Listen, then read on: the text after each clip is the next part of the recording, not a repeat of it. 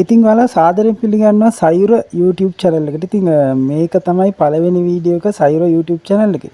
ඉතින් අපේ YouTube channel එකේ අරමුණ තමයි දැනුම බෙදා දීම. ඉතින් ආලෝකයේ තියෙන අලුත් දැනුම, ඒ වගේම ලංකාවේ දේවල් පිළිබඳ දැනුම, ඉතිහාසය පිළිබඳ දැනුම, විද්‍යාත්මක දේවල්, ආගම මේ හැම දෙයක්ම එක දෙයකට කොටු වෙන්නේ මේ සියලුම දේවල් පිළිබඳ දැනුම ලබා දීම තමයි අපේ channel එකේ අරමුණ.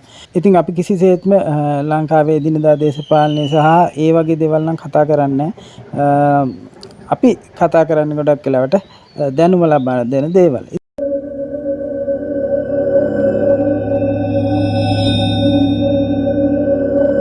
ඉතින් අද අපි කතා කරන්නේ හරි ලස්සන මාතෘකාවක්. සමහරට ඔයාලා මේක අහලත් ඇති, සමහරට අහලා නැතුවත් ඇති. ඒක තමයි පියෙක් නැතුව දරුවෝ බිහි කරන්න පුළුවන්ද කියන එක. ඉතින් අපි දන්නවා පැටියෙක් බිහි කරන්න, දරුවෙක් බිහි කරන්න මව සහ පියා දෙන්නම අවශ්‍යයි කියලා. නමුත් සමහර අවස්ථාවලදී එහෙම වෙන්නේ නැහැ. ඔයාලා හයි කොහොමද එහෙම වෙන්නේ, එහෙම දේවල් ලෝකේ තියෙනවද කියලා. නෑ, ඇත්තටම එහෙම අවස්ථා තියෙනවා.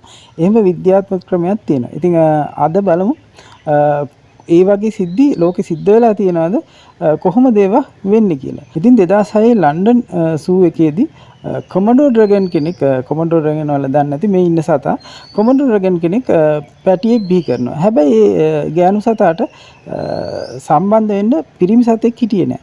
නමුත් පැටියෙක් බිහි කරනවා. ඉතින් මේ අවස්ථාවේ තවත් අවස්ථාවක ඉන්දුනීසියාවෙත් සූ එක ඒ වගේ කොමඩෝ ඩ්‍රැගන් කෙනෙක් පැටියෙක් බිහි කරලා තිබ්බා.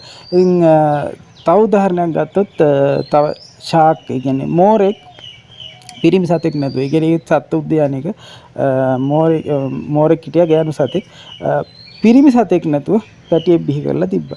ඉතින් මෙන්න මේ වගේ පිරිමි සතෙක් නැතුව කොහොමද පැටව බිහි කරන්නේ? ඉතින් මේකට විද්‍යාත්මකව කියන්නේ පාතෙනෝජෙනීසිස් කියලා. ඉතින් මේ වචනේ ගත්තාම ග්‍රීක වචනයක්. පාතෙනෝ කියන්නේ කන්‍යාව, ජෙනීසිස් කියන්නේ උත්පත්ති. ඉතින් කන්‍යාවකින් දරුවා බිහි කිරීම තමයි මේකේ මේ වචනේ තේරුම.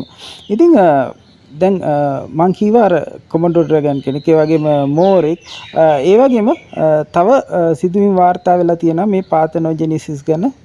විශේෂයෙන් සත්වෝද්‍යානවල තනිවලා හිටපු ගැහණු සත්තුන්ගෙන් බිහි වෙච්ච දරුවෝ ගැන, පැටවු ගැන. ඉතින් විශේෂයෙන් ඔය පයිතන්ලා, විශාල උරංගියෝ, ඇනකොන්ඩා වගේ සත්තු, මේ වගේ සත්තු පැටව බිහි කරලා තියෙනවා පියෙක් නැතුව. එහෙම නැත්නම් බිත්තර දාලා තියෙනවා පියෙක් නැතුව. ඒ බිත්තර වලින් පැටව බිහි වෙලා තියෙනවා. මෙන්න මේ පාතෙනෝජෙනීසිස් ක්‍රියාවලිය කියන එක, මේ පාතෙනෝජෙනීසිස් කියන එක විද්‍යාත්මක ක්‍රියාවලිය. මේක මිනිස්යන්ට වෙනවද? ඉතින් ඔයාලට ඊළඟට එන ප්‍රශ්නේ තමයි මේක මිනිස්යන්ට තියෙනවද කියලා. ඇත්තටම එහෙම වාර්තා වෙලා නැහැ. මිනිස්යන්ට මේ පාතෙනෝජෙනීසිස් කියන එක වාර්තා වෙලා නැහැ. නමුත් සත්ත්ව ලෝකයේ මේක වාර්තා වෙලා තියෙනවා. විශේෂයෙන් ගත්තාම උරංගියෝ, සමහර මාළු වර්ග, සමහර කුරුල්ලෝ, සාමාන්‍යයෙන් ඔය ආත්‍රපෝඩා, ඒ කියන්නේ ඔය කුමි සත්තුන්ගේ ගත්තාම ගොඩක් මේ පාතෙනෝජෙනීසිස් කියන ක්‍රියාවලිය තියෙනවා. කඩියෝ, කූඹියෝ. ඉතින් මීමැස්සන් ගැන කොහොමත් ඒ ක්‍රියාවලිය තියෙනවා.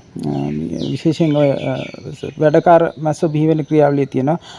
පියෙක් නැතුව බිහි වෙනවා, පැටව බිහි වෙනවා. ඒකට කවුමාර උද්භවය කියලා සිංහලෙන් ඔය ක්‍රියාවලිය හඳුන්වනවා. ඉතින් මේ සත්ත්ව ලෝකෙ ගත්තාම මේක දක්නට ලැබෙනවා. ඉතින් මේක ඇත්තටම මේ විශේෂ ක්‍රියාවලියක්. හිත පරිණාමිකව ගත්තාම මේ ක්‍රියාවලිය ඇයි පාතෙනෝජෙනීසිස් තියෙන්නේ කියන එකට පරිණාමික උත්තරයක් තමයි තියෙන්නේ.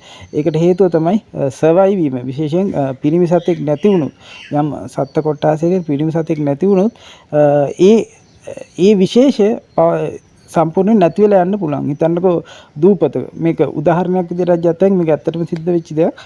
එක්තරා දූපතක මේ කොමඩෝ ඩ්‍රැගන් ලා ඉඳලා වඳ වෙලා තියෙනවා. ඉතින් පිරිමි සත්තු නැතුව ගිහින් දෙනවා. නමුත් ගැහණු සතෙක් ඉතුරු වෙලා තියෙනවා.